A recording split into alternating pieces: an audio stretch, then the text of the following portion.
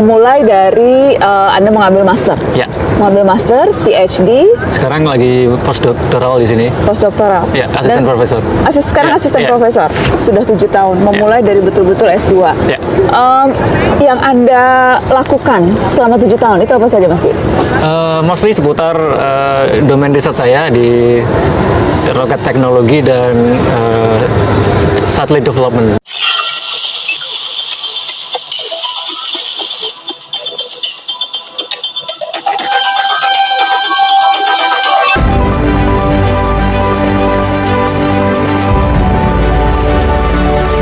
Halo, perkenalkan saya Joshua Fernanda Guetpolo, NIM 0101622001.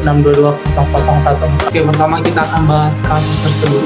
Ada tahun 2016 silam, tepatnya 17 sampai 24 Desember 2016, lebih dari 40 orang peneliti diaspora yang mengajar dan meneliti di berbagai negara datang ke acara Visiting World Class Professor. Acara itu diselenggarakan oleh Kementerian Riset, Teknologi dan Pendidikan Tinggi yang bekerja sama dengan Ikatan Ilmuwan Indonesia Internasional. Salah satu peserta adalah Dwi Hartanto. Ia juga disebut sebagai penerus Pak Habibie, yang mana Presiden ketiga Republik Indonesia dan tokoh besar dalam bidang teknologi. Tapi ternyata semua yang dikatakan Dwi dalam berbagai kesempatan adalah sekedar klaim. Melalui klarifikasi dan permohonan maaf yang diunggah di situs Perhimpunan Pelajar Indonesia atau PPI DAUF, Dwi memberikan klarifikasi soal sejumlah klaimnya. Ia mengatakan ia bukan lulusan Tokyo University tetapi Institut Sains dan Teknologi Akrit Yogyakarta dengan program studi Teknik Informatika Fakultas Teknologi Industri.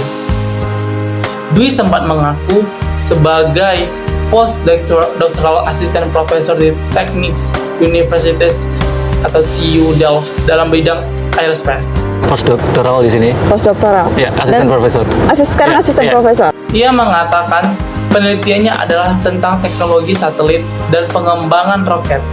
Nyatanya, Dwi merupakan mahasiswa doktoral di TU Delft. Tapi penelitian Dwi sesungguhnya dalam bidang intelligence system, khususnya virtual reality, sebagai disertasinya. Dalam pengakuannya, Dwi juga mengaku bahwa dirinya bukanlah perancang satelit launch vehicle. Ia juga tidak pernah membuat roket bernama Taraf 7S atau The Apogee Ranger versi 7S. Pembahasan roket itu juga dikemukakan oleh program televisi Mata Najwa. Saat itu Dwi mengatakan proyek roket strategisnya digunakan pada Stasiun Luar Angkasa Internasional atau ISS. Dwi menuturkan perannya sebagai Technical Director. Kebohongan Dwi lainnya adalah saat itu ia mengaku sebagai pemenang lomba riset teknologi antar lembaga penerbangan dan antariksa dari seluruh dunia di Cologne, Jerman. Bila benar, ia berhasil mengalahkan para peneliti dari NASA atau Amerika, ESA, Eropa, dan JAXA dari Jepang, dan beberapa lembaga lainnya. Dwi menuturkan bahwa dirinya juara dalam bidang riset spacecraft teknologi. Ia membuat riset berjudul Lethal Weapon in the Sky. Dari riset ini, ia juga membuat paten bersama timnya. Kenyataannya, Dwi tak pernah mengikuti lomba tersebut. Dwi justru memanipulasi. Dia ini memanipulasi template cek hadiah, menuliskan namanya, membubuhkan nominal hadiah sebesar 15.000 euro. Lalu ia berfoto dengan cek tersebut dan mengunggahnya ke media sosial. Foto itu sebetulnya diambil di gedung Space Business Innovation Center di Noordwijk, Belanda, saat Dwi mengikuti Hackathon Space Apps Challenge. Dalam lomba itu, Dwi dan timnya juga tidak berhasil naik ke podium. Dalam pemberitaan sebelumnya, Dwi disebut dihubungi oleh protokoler B.J. Habibie. Pertemuan antara Habibie dan Dwi berlangsung di salah satu restoran di Den Haag pada awal Desember 2016. Pertemuan itu justru tidak pernah terjadi. Dwi memang pernah meminta kepada Kedutaan Besar Republik Indonesia di Den Haag untuk bertemu dengan Habibie.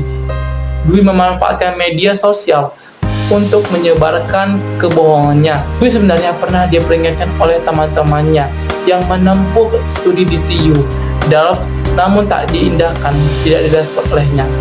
Sebuah laporan 33 halaman pun disusun oleh rekan-rekan Dwi di Delft. Dadan Rukmana, Professor and Coordinator of Urban Studies and Planning di Savannah State University, lantas menulis surat terbuka. Berdasarkan laporan tersebut, mereka telah menemui Dwi Hartanto dan memintanya agar meluruskan segala kebohongannya. Tetapi tidak ditanggapi dengan serius olehnya. Mereka pun mencari cara-cara lainnya untuk menghentikan kebohongannya. Salah satu cara mereka adalah menghubungi Dede, dan mereka pun memberikan izin kepada Dede untuk menggunakan kedua dokumen. Kata Dede di dalam surat terbuka tentang ilmuwan Indonesia yang diperoleh dari kompas.com. Menurut Dede, kebohongan Dwi merusak nama baik ilmuwan tanpa integritas dan kode etik tinggi. Ilmuwan pengetahuan niscaya tak akan berkembang. Begitulah cerita dan kisah dari Dwi Hartanto mengenai kebohongannya yang meresahkan di seluruh Indonesia, bahkan di seluruh dunia. Oke, kita akan masuk ke bagian klaim. Baik, kita masuk yang pertama, klaim. Klaim adalah kalimat yang memiliki arti yang utuh dan penuh untuk menegaskan suatu kebenaran berdasarkan pada fakta, ilmiah, ataupun kesepakatan bersama ataupun kesepakatan umum. Kita masuk yang A, yaitu klaim faktual. Sebuah klaim disebut klaim faktual jika mengatakan apa yang ada atau apa yang sebenarnya, yang disebut dengan klaim deskriptif jika bersifat melukiskan sesuatu. Klaim faktual yang terdapat pada kasus Dwi Hartanto tersebut yaitu akhir tahun 2016 silam, tepatnya 17-24 Desember 2016, lebih dari 40 orang peneliti diaspora yang mengajar dan meneliti di berbagai negara datang ke acara Visiting World Class Professor. Kita masuk yang B, klaim nilai. Sebuah klaim disebut klaim nilai jika mengatakan apa yang seharusnya atau menetapkan nilai, baik itu positif ataupun negatif pada suatu benda atau hal, atau juga dengan disebut dengan klaim preskriptif bila bersifat mengarahkan. Klaim nilai pada kasus Dwi Hartanto tersebut yaitu, menurut Dede, kebohongan Dwi merusak nama baik ilmuwan tanpa integritas dan kode etik tinggi. Ilmu pengetahuan saya tak akan berkembang karena kasus tersebut. Kita masuk yang ke C, yaitu klaim subjektif. Suatu klaim subjektif mengacu pada kriteria standar pribadi berdasarkan pikiran, perasaan, preferensi. Klaim subjektif yang terdapat pada kasus Dwi Hartanto tersebut yaitu, menurut Rena, salah satu psikologi, bisa jadi Dwi Hartanto itu berbohong karena dia memiliki konsep diri yang jelek. Dulu dia pernah dibully habis-habisan, yang kemudian membuat dirinya sering bohong untuk meningkatkan value atau harga diri dan supaya bisa diterima di tengah-tengah lingkungannya atau masyarakatnya. Kata si Rena, kan kasihan ya banget kalau dia dibully lagi. Oke, kita masuk yang D, yaitu klaim objektif. Suatu klaim dikatakan objektif jika pada kriteria standar impersonal. Klaim objektif pada pernyataan atau argumen yang didukung oleh bukti-bukti atau fakta-fakta yang dapat diverifikasi secara objektif dan tidak terpengaruh oleh pandangan atau pikiran ataupun opini subjektif dari seseorang. Oke, klaim objektif pada kasus Dwi Hartanto tersebut yaitu, Dwi Hartanto faktanya bukan lulusan Tokyo University, tetapi dia itu lulusan dari Institut Sains dan Teknologi Akrit Yogyakarta dengan program studi teknik informatika Fakultas Teknologi Industri. Kita masuk selanjutnya yang ke E, yaitu klaim kabur. Suatu klaim disebut klaim kabur jika ada terlalu banyak cara untuk memahami klaim tersebut dan tidak jelas mana yang dimaksudkan si pembicara. Klaim kabur dari artikel Dwi Hartanto tersebut yaitu bahwa Dwi Hartanto memiliki gelar akademik dan studi di bidang kedirgantaraan atau Aerospace Engineering. dan bahwa program studi S2-nya dibiayai oleh pemerintah Belanda. Selain itu, ia juga mengklaim bahwa dirinya diwawancarai oleh TV Nasional Belanda atau NOS terkait teknologi pesawat luar angkasa dan telah menjadi Direktur Teknik di ESA. Semua klaim tersebut dibantah oleh Dwi Hartanto dan oleh sumber-sumber lain dalam artikel tersebut. Tentunya hal itu membuat pengertian yang berbeda. Termasuk istilahnya adalah klaim ambigu. Klaim ambigu adalah kekaburan yang melibatkan dua makna atau lebih dari itu dalam suatu klaim.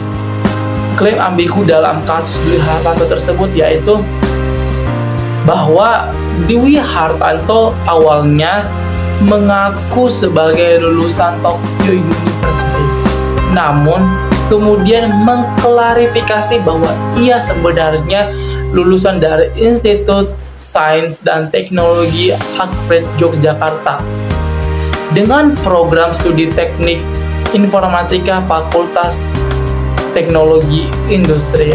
Tentu hal itu membuat suatu dua makna yang berbeda dalam satu klaim, yang mana dia menyatakan pertama bahwa dia adalah lulusan dari Tokyo University dan dia mengklarifikasi kembali bahwa dia adalah lulusan dari Institut Sains dan Teknologi di Yogyakarta. Tentu hal itu membuat suatu kebingungan di tengah-tengah masyarakat yang membuat, yang seperti saya bilang, itu membuat suatu kehebohan umum di Indonesia bahkan di dunia.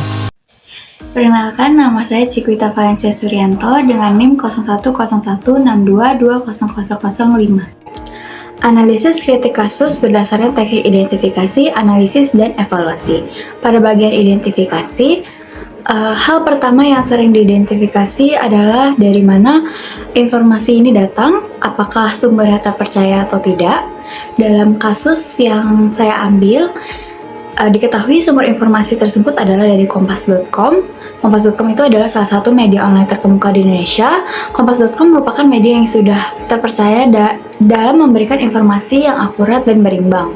Selain itu, artikel tersebut juga memberikan rujukan dan referensi referensi terkait kebohongan Dwi Hartanto yang terbukti setelah diselidiki oleh media dan pihak-pihak terkait. Oleh karena itu, dapat dikatakan bahwa sumber informasi tersebut dapat dipercaya dan artikel yang diberikan dapat dijadikan sebagai referensi yang akurat dalam mengevaluasi kasus kebohongan Dwi Hartanto, yaitu tentang kebohongan yang ia katakan sebagai penerus Habibie, yaitu presiden ketiga dan tokoh besar dalam teknologi. Pada bagian analisis, setelah melakukan identifikasi, analisis yang dilakukan adalah mencoba memahami hubungan logis dalam setiap ide dalam artikel yang diberikan mengenai kebohongan Dwi Hartanto. Dapat ditemukan beberapa contoh hubungan logis dalam setiap ide yang dikemukakan, antara lain Dwi Hartanto membuat kebohongan besar dengan mengaku sebagai pendidik dan peneliti di Jerman selama bertahun-tahun. Namun faktanya yang ditemukan setelah diselidiki adalah bahwa Dwi Hartanto tidak pernah kuliah ataupun bekerja di Jerman, tetapi membuat dokumen palsu dan mengaku sebagai doktor dan profesor di sana. Kebohongan Dwi Hartanto itu dapat melanggar etika, hukum, dan merugikan orang lain. Kemudian, menganalisis kesimpulan yang dihasilkan berdasarkan bukti atau hanya firasat. Apakah klaim, argumen, atau peristiwa rasional dan empiris? Apakah kesimpulan itu logis? Menurut kesimpulan yang dihasilkan dalam artikel tersebut, didasarkan pada bukti-bukti yang ditemukan melalui investigasi dan penelitian, artikel tersebut memberikan rujukan dan referensi terkait kebohongan Dwi Hartanto yang terbukti setelah diselidiki oleh media dan pihak-pihak terkait, dan semua klaim, argumen, kesimpulan, dan peristiwa yang disajikan berdasarkan fakta rasional dan empiris. Oleh karena itu, artikel tersebut dapat dijadikan sebagai referensi yang dapat dipercaya dalam mengevaluasi kasus kebohongan Dwi Hartanto. Pada bagian evaluasi, artikel tersebut memberikan rujukan dan referensi terkait kebohongan Dwi Hartanto yang terbukti setelah diselidiki oleh media dan pihak-pihak terkait. Oleh karena itu dapat dikatakan bahwa klaim, argumen, dan kesimpulan yang disajikan dalam artikel tersebut valid dan dapat dipercaya karena didasarkan pada fakta dan bukti yang ditemukan melalui investigasi dan penelitian oleh media dan pihak-pihak yang terkait. Oleh karena itu dapat dianggap bahwa Peristiwa tersebut merupakan fakta yang dapat diterima dan dapat dijadikan sebagai referensi yang akurat dalam mengevaluasi kasus kebohongan Dwi Hartanto. Perkenalkan, nama saya Kimberly Zanuela Tarigan dengan NIM 010162200018. Sekarang saya akan membahas tentang argumen, counter-argumen, dan non-argumen. Argumen adalah suatu pernyataan atau serangkaian pernyataan yang digunakan untuk meyakinkan atau membuktikan suatu pandangan atau pendapat tertentu. Skema proses argumen terdiri dari premis, inferensi, dan kesimpulan, di mana premis digunakan untuk mendukung atau membuktikan kebenaran kesimpulan yang digunakan. Non-argumen adalah suatu pernyataan yang tidak memiliki klaim atau pendapat yang dapat dibenarkan atau dibantah. Non-argumen dapat berupa pernyataan bersyarat, ilustrasi, uraian, dan penjelasan sebab. Bentuk argumen dalam kasus. Dwi Hartanto yang merupakan peserta program Visiting World Class Professor yang diselenggarakan di Kementerian Riset Teknologi dan Pendidikan Tinggi yang bekerjasama dengan Ikatan Ilmuwan Indonesia Internasional, mengaku sebagai lulusan Tokyo University dan postdoctoral assistant professor di Teknisi University TU Delft. Ia juga mengaku telah merancang satelit launch vehicle dan roket bernama Taraf 7S. Dwi juga mengaku pernah menjuarai kompetisi riset spacecraft teknologi di Cologne, Jerman, mengalahkan peneliti dari NASA, ESA, JAXA, dan lembaga lainnya. Ia mengaku pernah membuat penelitian bertajuk Little Weapon in the Sky, bahkan mendapatkan hak paten bersama timnya. Dwi mengaku telah dihubungi oleh Bapak B.J. Habibie dan sempat melakukan pertemuan dengannya di sebuah restoran di Den Haag pada awal Desember 2016. Bentuk non-argumen dalam kasus. Dalam kebohongannya, Dwi memanfaatkan media sosial untuk menyebarkan kebohongannya. Melalui Facebook, ia mengunggah persiapan dan peluncuran Taraf 7S yang tidak pernah ada. Postingan sejak 9 Juni 2015 tersebut sebenarnya adalah persiapan roket Dare Kansat V7 yang merupakan kegiatan ekstrakurikuler mahasiswa. Pada 3 Februari 2017, Dwi mengabarkan tengah mengerjakan proyek satelit pesanan Airbus AirSat ABX. Pada tanggal 24 Februari, ia kembali mengunggah berita bahwa ia sudah diwawancarai oleh TV nasional Belanda, NOS, terkait spacecraft technology. Lalu di tanggal 15 Juni 2017, ia memposting ID card miliknya yang berposisi sebagai Direktur Teknik ESA. Bentuk counter argumen dalam kasus. Sebuah laporan 33 halaman pun disusun oleh rekan-rekan Dwi di Delft, Dadan Rukmana, Profesor dan Koordinator of Urban Studies dan Planning di Savannah State University, menulis surat terbuka yang berjudul Surat Terbuka untuk Ilmuwan Indonesia. Berdasarkan laporan tersebut, Dede mengharapkan bahwa kejadian ini dapat segera diatasi karena pihak-pihak yang ditugaskan sudah menemui Dwi Hartanto dan meminta ia untuk meluruskan semua kebohongan yang sudah ia sebarkan. Dede juga mengatakan jika banyak orang yang percaya pada kebohongannya dan Dwi diberikan posisi, maka dapat membahayakan keselamatan banyak orang. Menurut Dede, kebohongan yang dilakukan oleh Dwi Hartanto sudah merusak nama baik ilmuwan.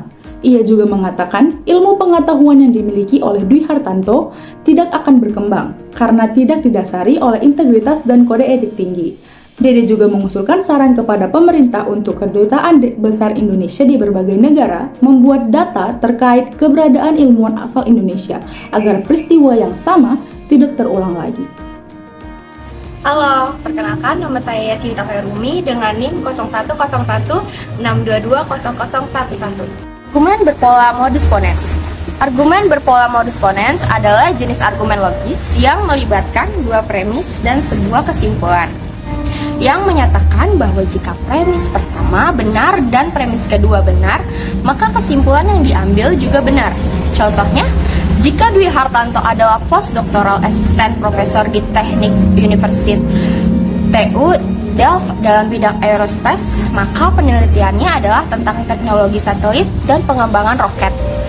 Dwi Hartanto adalah postdoctoral assistant professor di Teknik University TU Delft dalam bidang aerospace, maka penelitiannya adalah tentang teknologi satelit dan pengembangan roket.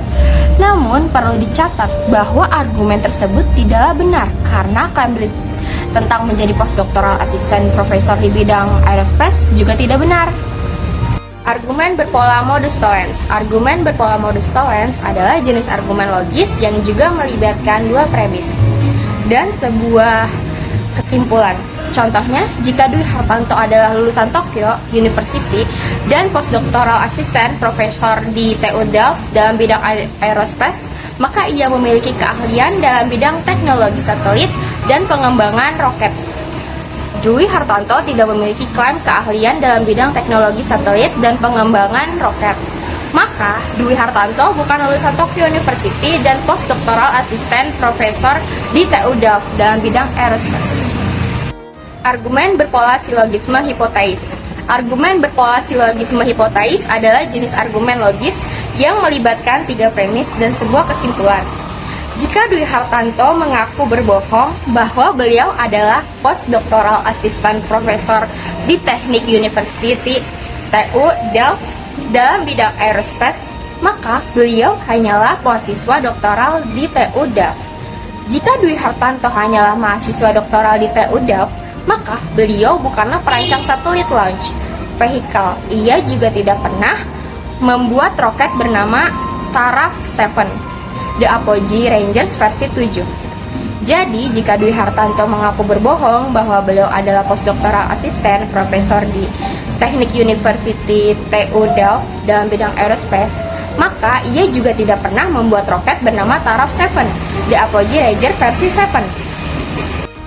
Halo, nama saya Putri Salsabila dengan NIM 010162200021. Pertama, argumen induktif analogi bergantung pada adanya kesamaan antara dua hal atau dua keadaan. Argumen analogi pada kasus ini ialah terdapat beberapa klaim yang ternyata tidak benar dan merupakan kebohongan. Kasus serupa juga dapat terjadi pada orang lain yang mengklaim prestasi atau pencapaian yang sebenarnya mereka tidak raih. Kedua, argumen induktif generalisasi, yaitu menarik kesimpulan secara umum berdasarkan sejumlah data. Argumen generalisasi pada kasus ini ialah disimpulkan bahwa tidak semua klaim yang disampaikan oleh seseorang dapat dianggap benar, tanpa ada verifikasi terlebih dahulu. Oleh karena itu, sebaiknya kita tidak terlalu mudah percaya begitu saja pada klaim-klaim yang disampaikan oleh seseorang, terutama jika klaim tersebut terkait dengan hal yang penting berdampak luas. Sebaiknya kita selalu memverifikasi informasi yang diterima agar tidak terjadi kesalahan atau penipuan yang merugikan diri kita sendiri atau orang lain. Ketiga, argumen induktif kausalitas adalah argumen yang menghubungkan sebab dan akibat dari suatu fenomena. Dalam kasus ini, argumen kausalitas ialah Dwi Hartanto adalah warga negara Indonesia yang secara keliru mengklaim memiliki gelar master di bidang teknik dirgantara dari Delft University of Technology di Belanda dan juga secara keliru mengklaim sedang mengerjakan proyek satelit bernama Taraf 7 yang tidak pernah ada. Dia bahkan memposting foto dan video di media sosial tentang dirinya yang seharusnya mengerjakan proyek tersebut, tetapi sebenarnya dari kegiatan ekstrakurikuler siswa. Perkenalkan, nama saya Kevin Susanto, mahasiswa jurusan Manajemen Angkatan 2022 dengan NIM 010162200022. Untuk kali ini saya akan membahas untuk analisa kesesatan berpikir informal yang terdapat pada kasus Dwi Hartanto The Next Habibie, di mana kelompok saya mengambil artikel tersebut yang dibagi menjadi 5 hal: argumen ad baculum, argumen ad misericordiam, argumen ad verecundiam, argumen ad hominem, dan salah sebab. Yang pertama adalah argumen ad baculum. Dalam artikel Dwi Hartanto sebagai The Next Habibie sebetulnya tidak ada argumen ad baculum. Tetapi saya akan menjelaskan sedikit tentang argumen ad baculum. Argumen ad baculum adalah argumen yang menggunakan ancaman atau paksaan untuk memaksa seseorang menerima pandangan atau tindakan tertentu. Dan yang kedua ada argumen ad misericordiam, di mana memiliki definisi argumen yang mencoba untuk menghindari kesalahan atau hukuman dengan mengemukakan suatu alasan yang menarik simpati atau rasa kasihan terhadap seseorang. Dalam artikel tersebut, kita bisa menjelaskan kisah hidup Dwi Hartanto dan peranannya sebagai ahli teknologi di Indonesia. Berita tersebut telah menekankan pada keberhasilan dan kontribusi Dwi Hartanto dalam dunia teknologi daripada upaya untuk menghindari kesalahan atau hukumannya. Karena sebetulnya Dwi Hartanto ini tidak menjelaskan fakta yang lebih detail atau dengan bahasa lainnya Dwi Hartanto banyak kebohongannya dalam artikel ini.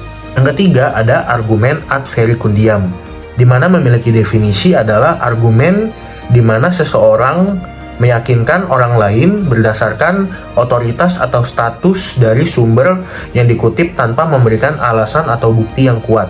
Dalam artikel kita sama-sama membaca bahwa ada dua orang. Yang pertama adalah profesor di salah satu kampus di Bandung dan salah satu jenderal di mana mengungkapkan bahwa Dwi Hartanto memiliki potensi sebagai tokoh yang dapat mengembangkan teknologi dan industri penerbangan di Indonesia. Jadi bisa dikatakan bahwa kutipan tersebut memiliki implikasi argumen ad verecundiam di mana ada dua orang yang menggunakan status atau pangkatnya untuk sumber tertentu dan meyakinkan sebuah klaim dalam artikel tersebut. Argumen ad hominem ini yang akan saya bahas untuk yang keempat, di mana memiliki definisi suatu jenis kesalahan logika di mana pembicara atau penulis mencoba untuk menyerang karakter atau latar belakang pribadi lawan bicaranya sebagai cara untuk menyerang argumen atau pandangan yang disampaikan olehnya. Nah, dalam artikel Dwi Hartanto ini, kita dapat memberikan contoh hipotesis dari argumen ad hominem berdasarkan seseorang yang mencoba menyangkal atau menolak klaim Dwi Hartanto hanya karena dia tidak memiliki gelar sarjana atau pengalaman kerja yang memadai.